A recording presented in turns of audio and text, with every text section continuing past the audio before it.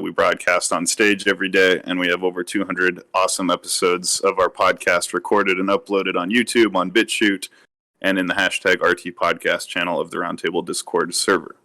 That being said, welcome, Hermes, my friend. How are you, sir?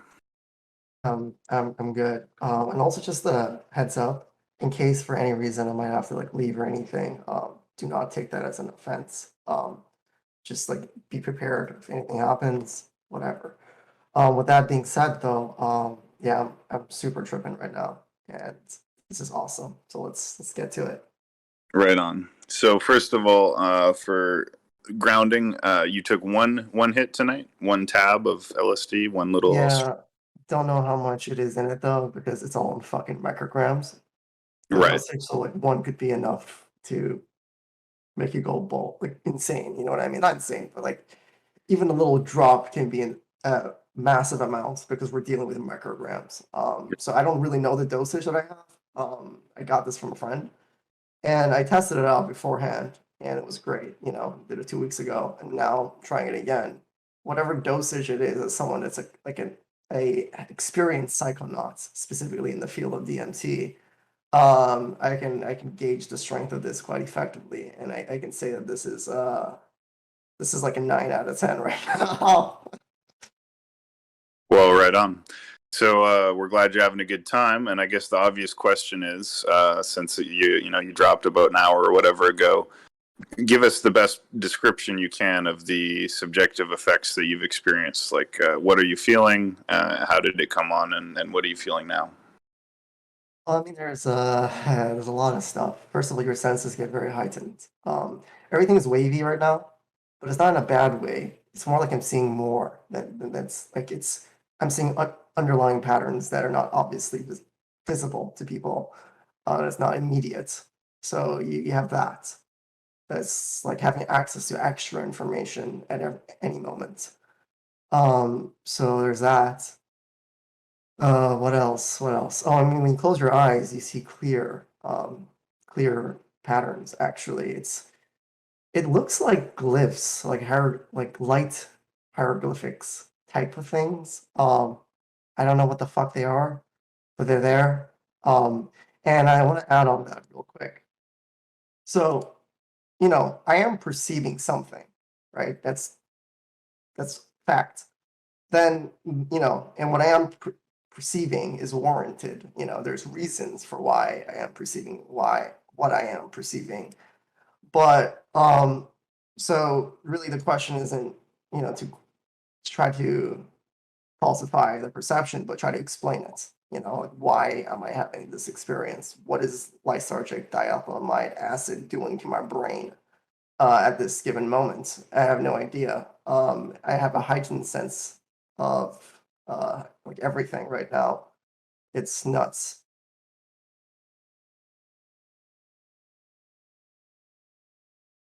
Please go ahead. Continue. Sorry, yeah.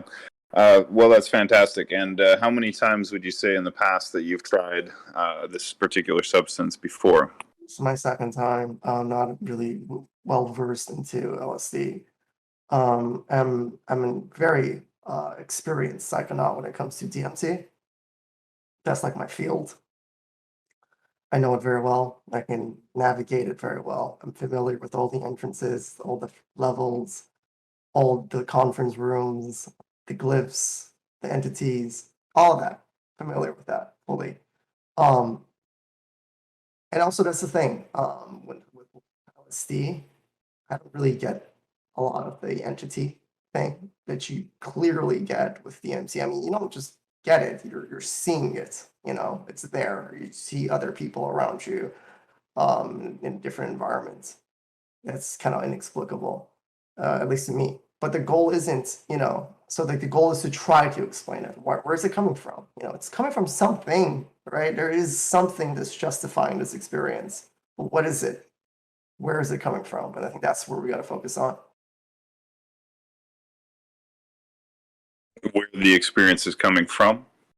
Yes, yes. Like it is a perception of something, that means that thing is there. It exists. It's a thing. And the question is, why are we perceiving it the way we are?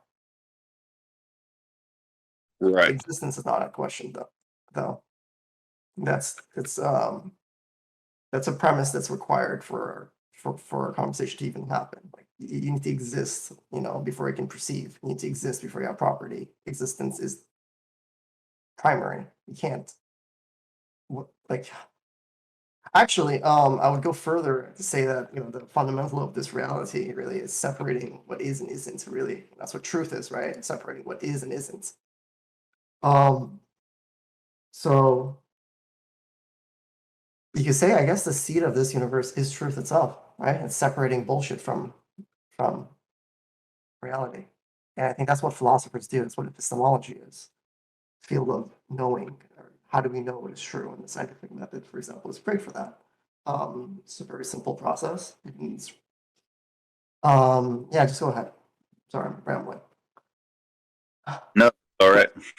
So, how would you compare what you're experiencing right now to, let's say, mushrooms, which I know you've also experienced? Is it noticeably different? Is it very similar? Too What would, similar, actually, but I didn't have much mushroom experience either. I've only did one. Actually, sorry, two trips, and they were both mild.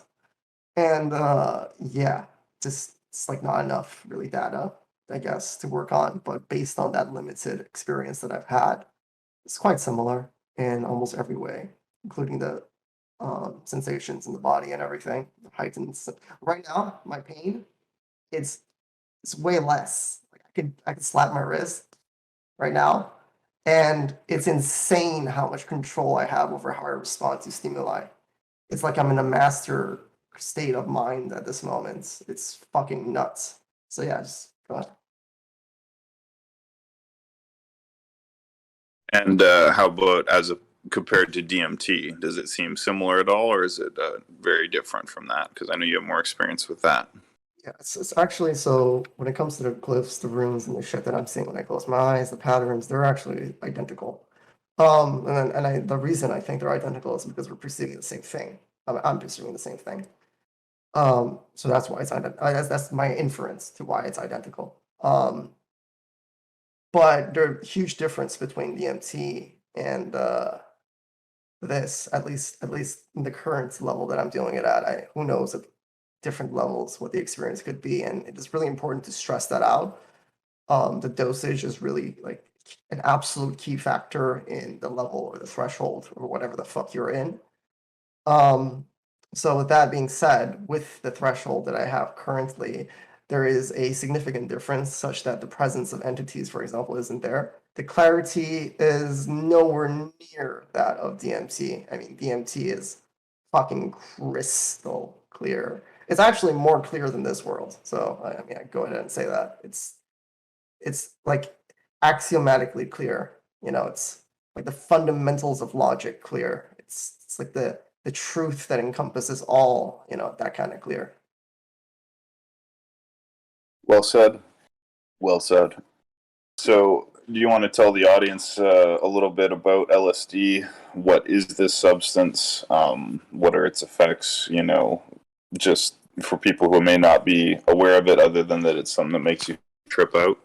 Yeah, I don't like. I didn't prepare for a fucking introduction, like kind of about the history and everything. I know it was developed by some scientists in a lab.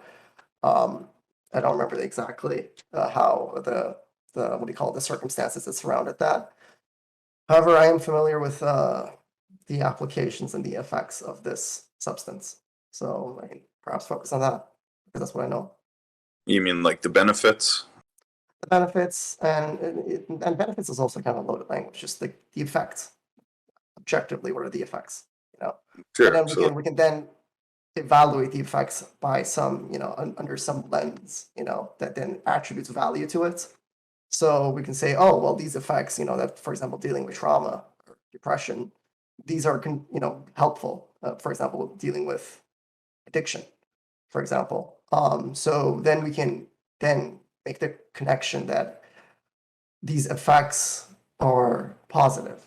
We can then add that label to it. But for now, I just want to just go into the effects. Oh, sorry. Let's go ahead. I'm a little weird when I'm in this state. So don't worry about it, brother. Just enjoy the ride, and we'll settle into your conversation. No problem. Sweating profusely. Fuck.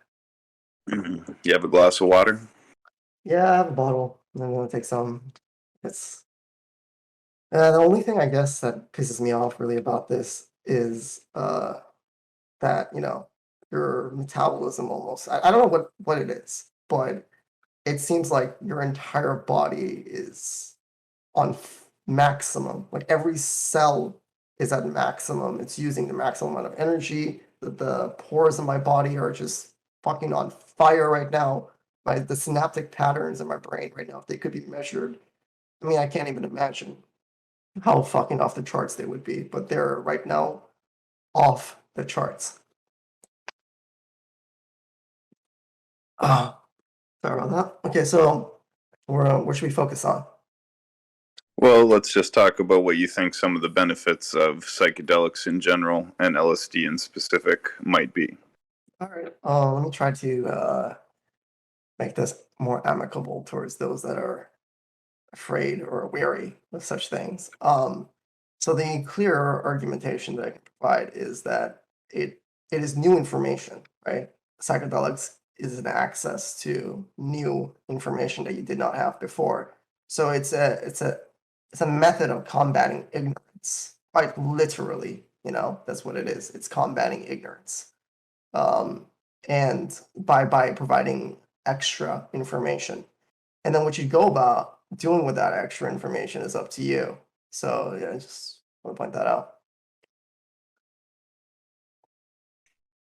Do you believe that in some way these experiences put you in touch with a spiritual dimension or some kind of extra dimensional type situation, or do you take the perspective that this is all a fantastical result of chemicals in the brain, but ultimately biological and not external in any sense? I mean, that's the thing. I don't think it's external, but I don't think that takes away anything from it at all. Like just because it's biological and there's causal mechanisms behind why it's happening does not take away from its splendor. If anything, it adds to it. The fucking mechanisms and machinations of our body and our biology dealing with this is beyond fascinating and complicated. It's yeah, just you feel like you're tripping just looking at biology, specifically the molecular machines that replicate DNA and shit, for example. It's nuts, right? It's insane what is happening down there with the like not down there, well, everywhere in you at the moment. Crazy, crazy, crazy crunching of numbers, basically. Well, that's not exactly crunching of numbers, but it's molecules assessing other molecules and replicating. It's just fucking nuts when you think about it. So I don't think that takes away from the splendor. I think it adds to it. Just want to point that out. Yeah. Agreed. So take a look at whatever's around you, perhaps your hand or perhaps a wall, and look at it closely. And are you noticing any visual distortions of what you're seeing there? A lot, actually. So I'm gonna focus on my hands right now. Well, it's wavy. I can notice the pores and everything on it super clearly. So how your eyes can be focused, you know what I mean? And sometimes it can be blurry. And depending on the distance or whatever, like if it's really far, you're not getting that much information. Right now, the information that I'm getting from it, I don't know if it's the way my brain is processing it, but it's like crisp. And I'm not only that, but besides the whole wavy breathing quality that it has, because it's like breathing right now. My skin feels like it's breathing. I can see the veins pulsating and moving, and like just they're just breathing really is the best way I could go about explaining what it looks like. And it really just feels like I'm looking at the biology of my body in action right now. And the weird thing is this pattern that I'm noticing in my hand, for example, right now with the veins and all that shit, is completely void when I look at it next to, I don't know, a piece of paper right now here, or toilet paper that I have. So I notice waviness, right? But none of that intricate details that I have with respect to my veins and what is happening.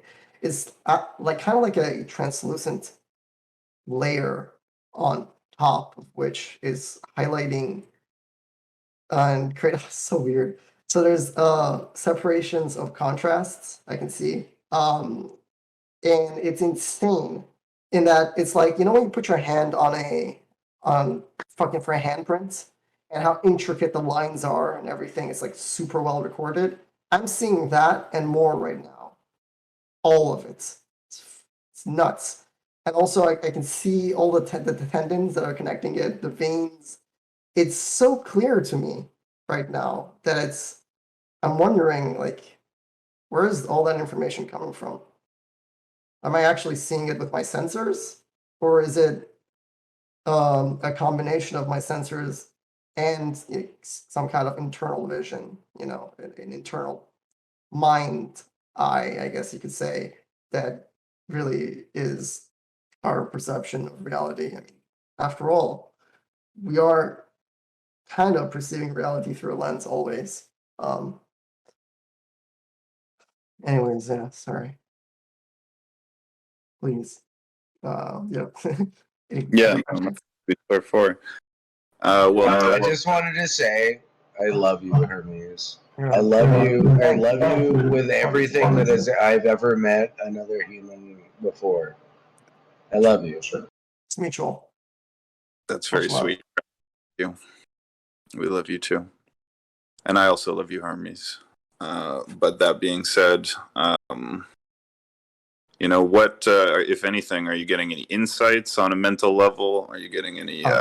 Yes, that's another thing. So the beauty of this is that it really adds to the clarity of your thoughts. And right now, I'm kind of having trouble articulating it clearly, because of these, I guess you could say, almost a sensory overload. But it's not that it's unclear; it's that there's a lot of information you go through. Um, and um, yeah, just sorry. Can you continue? Question. Sure. On a scale of 1 to 10, with 10 being the most intense psychedelic experience you could imagine or that you've ever had, and 1 being, you know, barely noticeable, how would you rate the current intensity of your trip? I mean, that's kind of that's because my scales are so skewed. It's gonna seem like it's mild because the things that I've experienced in comparison to this is, yeah. But that's because my, you know, experiences when it comes to psychedelics is so wide range that this might seem trivial, but it's not. I don't like. I feel like I'm doing a disservice to it saying that it's like a 5 out of 10, 4 out of 10 when I've, you know, done Harmala DMT. Now, actually, if I wanted to really compare it, I would say like a 2 out of 10. You know, even though everything is like mumbling around and moving, just everything is crazy and uh, it's uh, it's really clear at the same time. It's, yeah, it's really clear. Um, How about we're in the talking physical? about the insights. Sorry, just a lot of information. Insights. Yeah, you get a degree of clarity when you're doing trips. Actually, you become a fucking philosopher on the spot. And I know it's kind of a meme, a joke. You know, you start philosophizing about world peace and this and that, whatever. Um, I mean, you know, I think it's also quite dismissive to just, you know, brush it aside as some hallucin hallucin oh my god, hallucination. It's my brain right now. It's firing crazy, the synapses. Uh,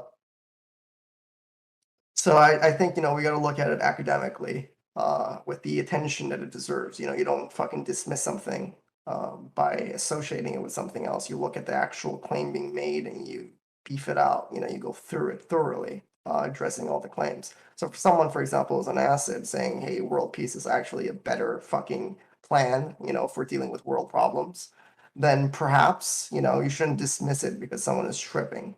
That doesn't take away from the message. Just want to, sorry, point that out. I agree. A lot of good insights come through with psychedelics, creatively, art, philosophy, etc. But what would you say? I mean, it was funny. We were talking to one of the members on our server earlier, and she was talking about how psychedelics turn your brain to mush. So what would you say to the people who have that perception? So the people that have that perception, I would say learn fucking epistemology. Seriously, like actually go read what epistemology is. Go through, like categorically understand what philosophy is, how do we combat ignorance, and how do we expand our knowledge, and the way we've dealt with this before. They just get involved, you know what I mean? Don't be dismissive at all. Quite the opposite. I invite skepticism. I invite going through it with a lens, analyzing things is awesome. It's the way we expand our knowledge, if anything. So if you look at the actual data that's presented from the very limited amounts of studies that are out there, unfortunately, because of our scheduling system, which, I mean, right now I'm in a good vibe, but if there's something that makes me that gets my blood boiling, that makes me angry, is the classification systems that we have and how fucking unwarranted they are. For example, Schedule 1 is, no medicinal purposes and high potential for abuse. Both of those are fucking factually, objectively false.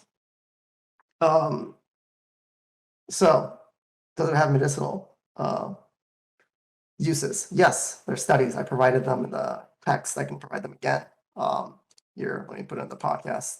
Glad I actually had that a little bit of mini research that I did there, but it's fucking warranted by the data. You just gotta go look at databases and look at clinical trials, look at the methodology, and see if it's fucking sound. Use your own brain. Use your own.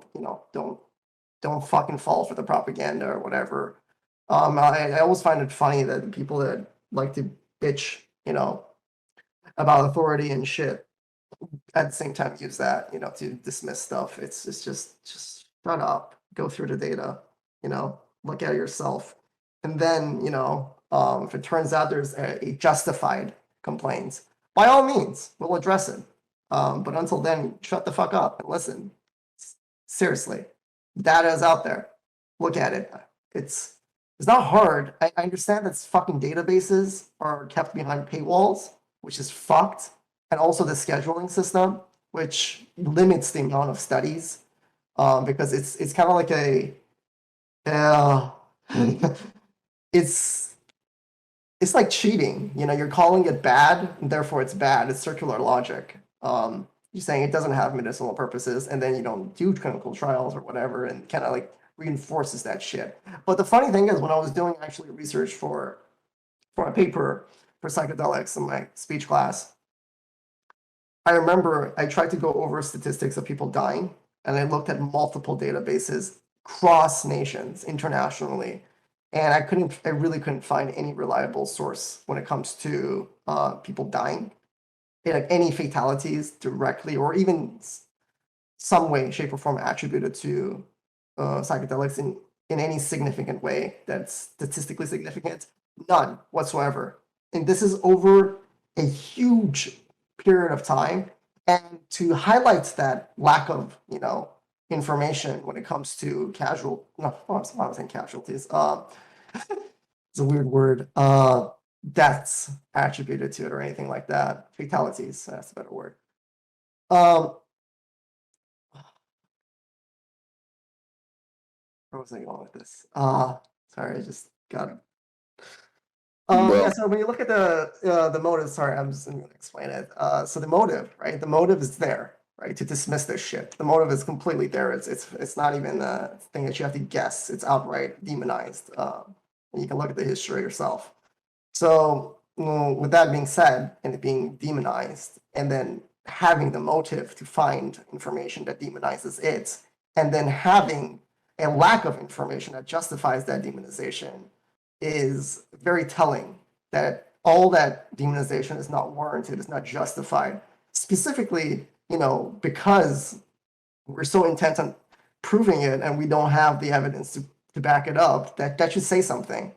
If someone is really intent on claiming that something is bad or something is X, but then they can't provide justification for it, it's a very logical inference to make that they don't have justification. Actually, they're full of shit. You can totally make that inference. It's a strong logical inference. I just want to point that out. All right. So I want to ask you, in your history of using psychedelics like DMT and other substances, what would you say are the main lessons you've learned, if you can say that, or generalize some kind of insights that you feel you've derived that you would not have gotten without them? Fuck, it feels like time just went back. Shit, I'm tripping. Yeah, there are quite a lot of insights. In fact, I was borderline suicidal, and DMT actually pushed me out. So I was hell bent on killing myself, and I had everything planned, everything was set, and I was really lost and in a dark place, and I had infinite, like not infinite, but insane amounts of trauma as well, just piled up on each other into this like festering abomination, almost. It's pulsating like a tumor, a cancer. So I had that. And DMT, allowed me to kind of address those issues and heal. And also, more importantly, I was looking for purpose.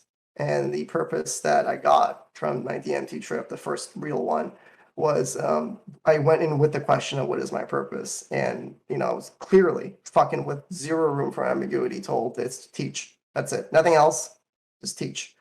And I mean, I try to do that all the time, hopefully I provide good justification for it rather than asserting bullshit without justification. That's not what I like to do.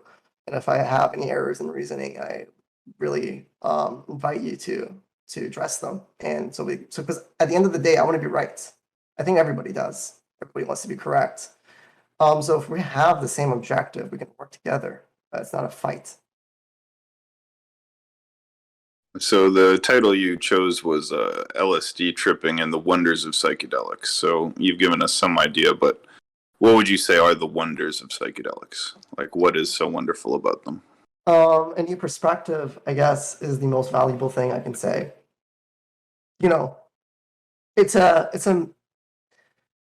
It's a route or an approach to dealing with ignorance by expanding our sensory perceptions and our access to information and the way we perceive things and the way we crunch data and all that shit happening in our brain seamlessly, all the time, the conscious, subconscious, all that is happening every second of every moment.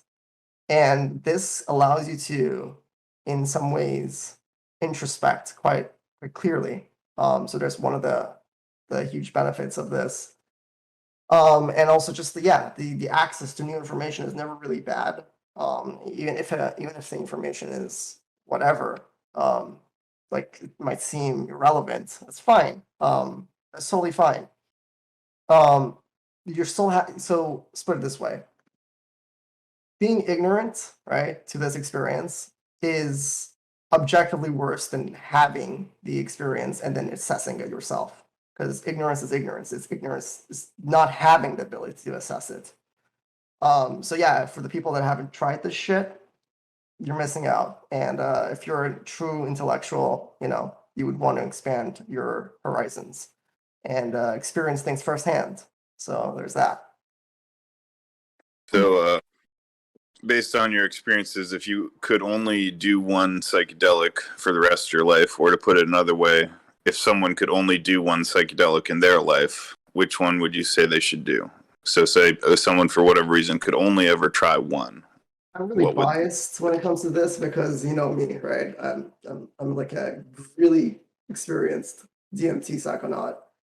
I have gone there dozens, hundreds of times, actually, really, if I'm to count every single one. So, so with that being said, with my bias being presented, I would say DMT is the best one for a couple of reasons. One, you can trip on DMT and go back to being stone cold sober within 30 minutes. And you will have the greatest insights you've ever had. That 10 minutes of that hyperspace will fucking shake your world in a way that you could never even imagine. And just from like an exercise of metaphysics, it's something that's, I would say, almost required of anyone that's interested in pursuing the truth. And I think most of us are. So therefore, I would say, I guess I can make this claim that, yeah, if you're truly interested in the truth, perhaps, try some DMT and see shit for yourself. It's pretty badass. And have you used the MAOIs or the Yes. Chang'e methods to make the DMT trip longer in duration? Yeah, yeah. So out of all of my experiences with psychedelics, none of them have been negative. Literally none of them, except two. And two of them were on monoamine oxidase inhibitors. So so I've had 6 total trips with monoamine oxidase inhibitors, specifically harmaline, and tetrahydroharmaline, tetrahydroharmaline. Fuck it, whatever. And the ratio was 2:1:1, if I remember correctly. Anyways, the only negative experience I've ever had was with that. That's because it's so intense that you really have to be kind of like an experienced expert to even venture off into that field. It's such uncharted territories. It requires a mental fortitude that I did not have during those 2 trips. So I would attribute that as the causal mechanism for my bad trip. That being said, I've had other good ones with it. So I don't at all dismiss monoamine oxidase inhibitors. They're totally chill and they're awesome. Yeah, sorry, just go ahead. It's so nuts. Oh man. So give us a update. A little more time has passed. Reflect on your body, your mind. What are you experiencing right now that you would attribute to the effects of LSD 25? So visual perception when I close my eyes. So by limiting my sensory inputs, I'm kind of forcing my brain to then look inwards, to fill in the gap, so to speak. Or I don't even know if it's a gap, whatever the hell it is. Shit, this is weird.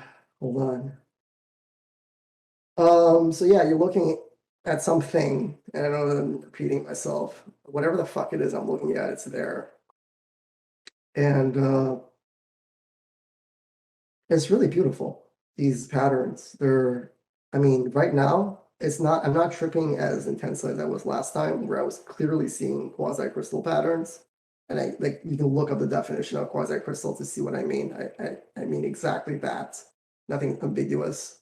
It's kind of like a repeating structure, but not exactly repeating in that. Kind of like there's a pattern, but it doesn't ever really truly repeat itself. And I guess you could think of irrational numbers as like that as well. You know what I mean? Yeah, totally. You can think of, like, for example, golden ratio as one of those things. There's a clear pattern, but every number in the ratio is not repeating, and it's new information. And I think, like, that's one of the coolest things about math and expanding your knowledge through a priori justifications. An a priori is just a fucking fancy word, by the ways. That's just from the former. That's all it is. A priori, from the former. Derivative, derived from something. That's it. It's nothing fancy. I fucking hate the terminology people use, and they all make shit, weird and fancy. And they stick to Latin words or Greek. And I think that's fucking dumb. And I think it actually acts as a barrier for comprehension and understanding truly what these concepts are. They're not these insane, lofty, unimaginable things. It's totally chill. Very good description. Very interesting to consider. So, is this something? Sheesh, I'm trying to think what else I can ask you to dig into it. Like, do you think something you're going to continue to do again? You're in the future? Yeah, I can get on that. So, like right now, I'm kind of like at the start of my trip. But the beauty of this is that, I mean, the extra information is an opportunity, regardless of how you want to look at it. It is an opportunity. Now, what you do with that information is up to you. I like to use this information to improve myself, to introspect, find potential traumas in my past, and go over it in a positive way, in a healthy way. And then there is, of course, the metaphysical implications and the truths that you get. Well, not truths, but ponderisms that you get from, or insights that you get from DMT or LSD or shrooms. Those also contribute to the expansion of your knowledge and your perception of the world. So I mean, it's awesome. Why would a person stop, really? And the only reason I would say why a person would stop is if you've known everything and like there's not enough room to, like, if there's no opportunity to learn, that's when you stop. But then the question is there really ever a time where you can't learn from it? And I'll say clearly, no, you can always fucking learn. So yeah, I'm gonna continue tripping this, not in a regular way, like maybe, I don't know, 3 times a year, maybe, you know what I mean? I used to go way more with DMT, but yeah, I think just a couple times is totally warranted. It's awesome. Right on. So I should ask, are there any risks to LSD, would you say? Are there any dangers that are associated with using it? I mean, throughout recorded history, there hasn't been a single case of fucking overdosing on it. So there's that, like, you know what I mean? Nobody's died from it. LSD toxicity, that hasn't happened. Even though, as I said clearly beforehand, there is a lot of motivation to demonize it, and there's lack of justification for the demonization, which is very telling when there is motivation and there's a lack of evidence. But yeah, you can look at the data yourself. It's quite, I mean, there has been clinical studies, where we have gone over, I think, for example, what was it? John Hopkins was doing a study on psilocybin and how it can help treat, for example, addiction. And I don't remember this data exactly, and this was from my paper, by the way, so I can go look it up. Actually, you know what? I will look it up. Fuck it. It's not like I can't navigate my computer. Let's see. Actually, no, that's not where it is. Where the fuck is it, man? I need to organize my files better. It's horrible. It's a fucking shit fest. Where the fuck is it? Holy shit. Give me a second. This is crazy. All right. Problem solution templates. That's for my final speech, which was about philosophy. No, not that one. Fuck. Commemorative. Nope. What are you trying to look up now? Some data on John Hopkins. Yeah, here we go. I found it. So here it is. There is a drug. So this is about, let me give context. This is the context is treating addiction, specifically tobacco, in this case, I believe, smoking. And so what was done was a comparison between psilocybin, the efficacy of psilocybin, and the one that's currently used and that's prescribed, which is called RCT of vernaculine or something like that. I don't know. And that's the official thing that is prescribed, really, to deal with addiction when it comes to smoking or whatever, if you want to get that kind of route, medication for it. And it turns out that the efficacy of that, when they did studies over 12 months, is that, only 25%, 25.5% of the participants were abstinent after 12 months when it comes to smoking.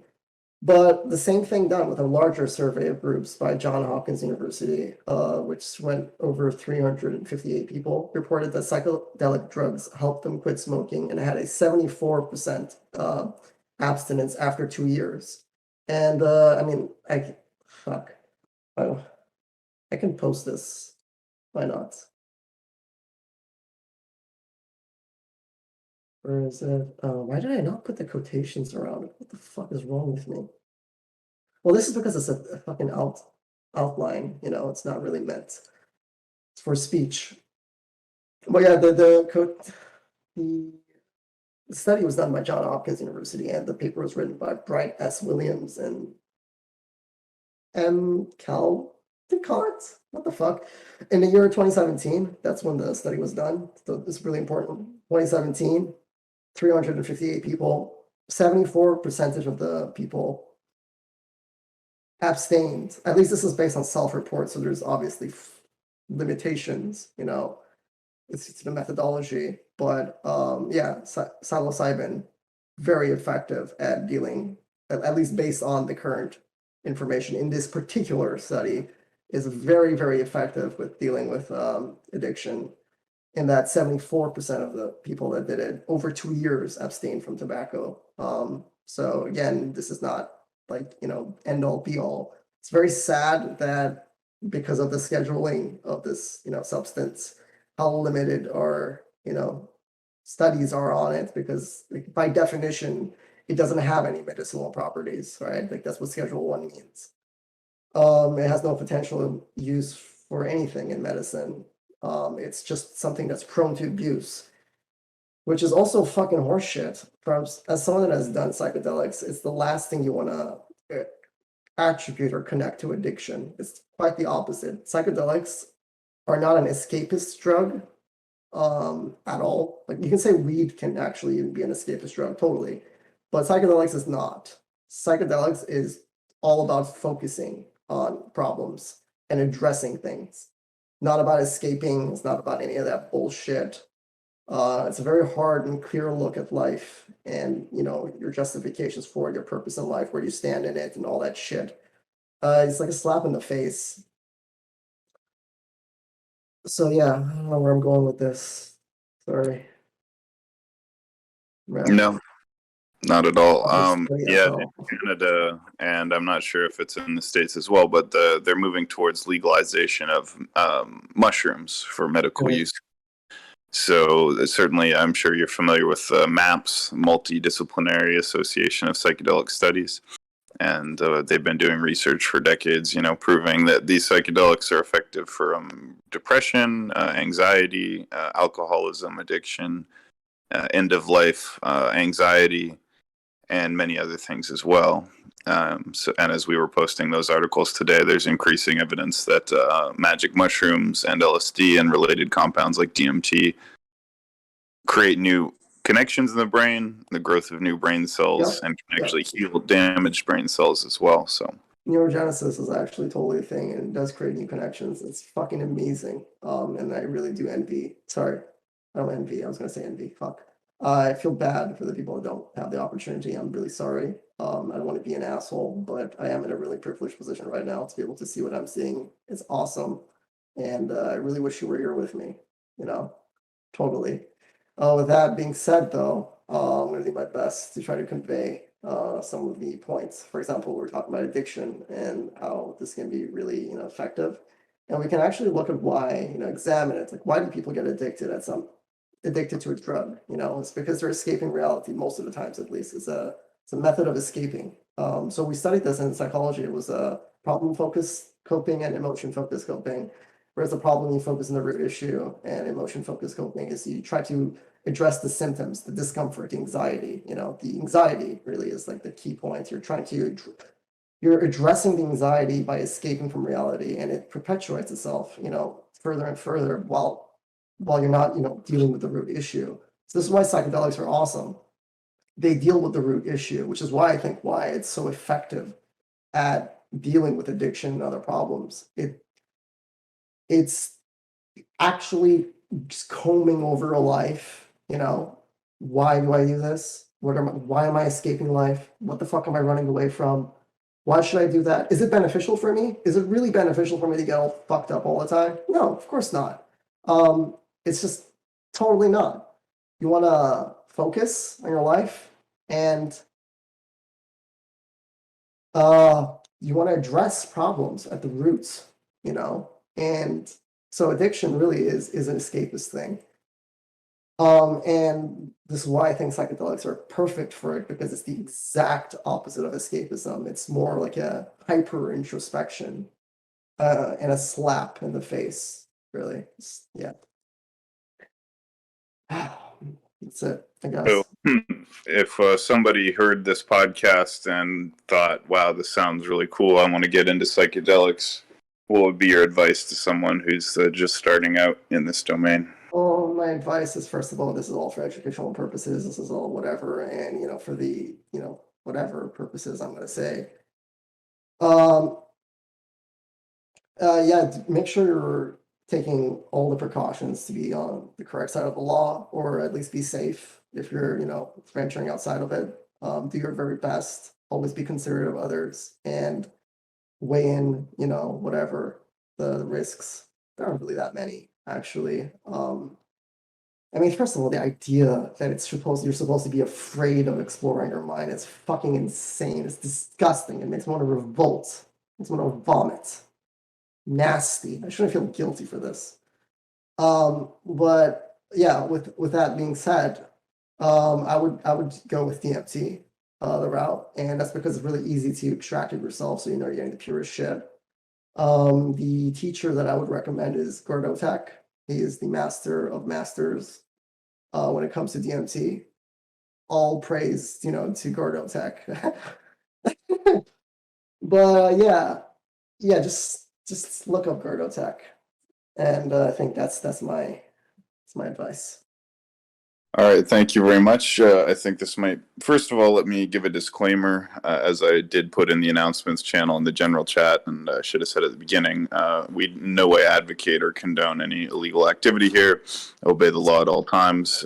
Make sure you know your local laws. If you want to explore something like DMT, make sure you go to Peru, Exactly. Where it is legal, right? Hermes, of course, is in Peru at all times. Absolutely.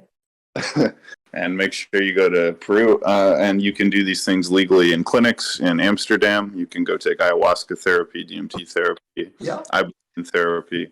So there are absolutely legal ways to do this. You can even get involved in certain organizations that have ayahuasca churches. Yeah, I just want to add that's the thing. The U.S.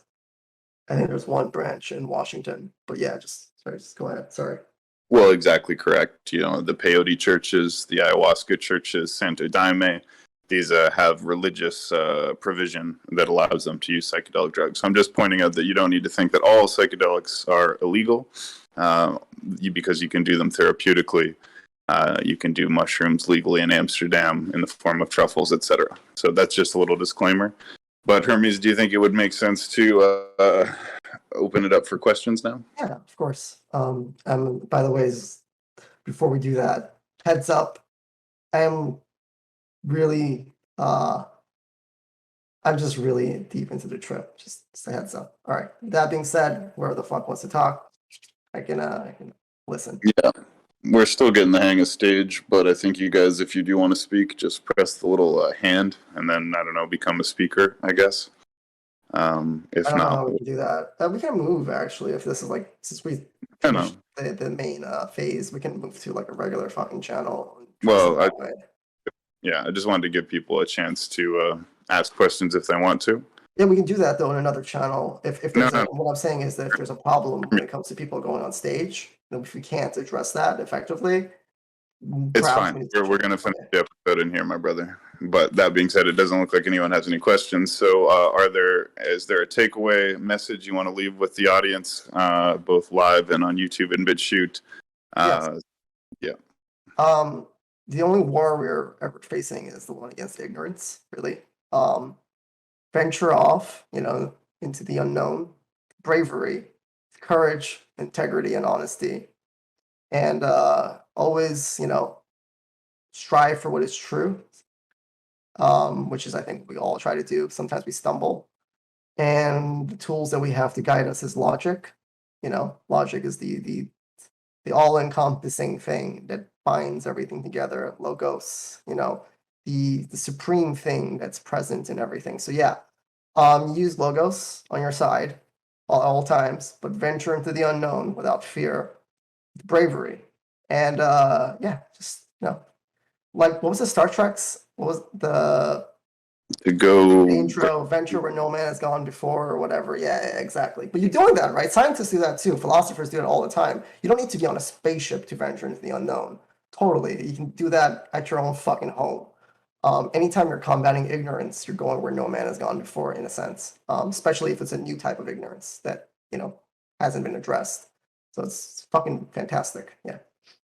Well, thank you so much, Hermes. I'm glad you're having a wonderful experience. This has been a great podcast. Thank you to the live audience for attending. Before we jump up to the active room upstairs, make sure you have joined us on the Roundtable Discord server. Make sure you have checked out #RT Podcast and our 3 different podcast channels, being BitChute, YouTube, and our YouTube Live channels. Got lots of new episodes available. And keep an eye on the announcements channel because we have great episodes coming up, such as an interview with the legend himself, NSA, Watches Me Jack Off, who will be on tomorrow to talk about intelligence agencies and aliens. We will be having Mr. Owl on Sunday to talk about the global agenda to undermine national sovereignty. And we will be having Mr. Blackfeathers on Monday to talk about doomsday prepping and survivalism, and Mr. Batman tomorrow at 2 p.m. to do what Mr. Batman does. So that being said, thank you all very much. God bless. Let's jump upstairs to the roundtable chat room where everyone else is. And I will close the chat. Thank you, Lava, for recording. And thanks again, Hermes. Yeah, no problem. Fantastic. We're going to go to the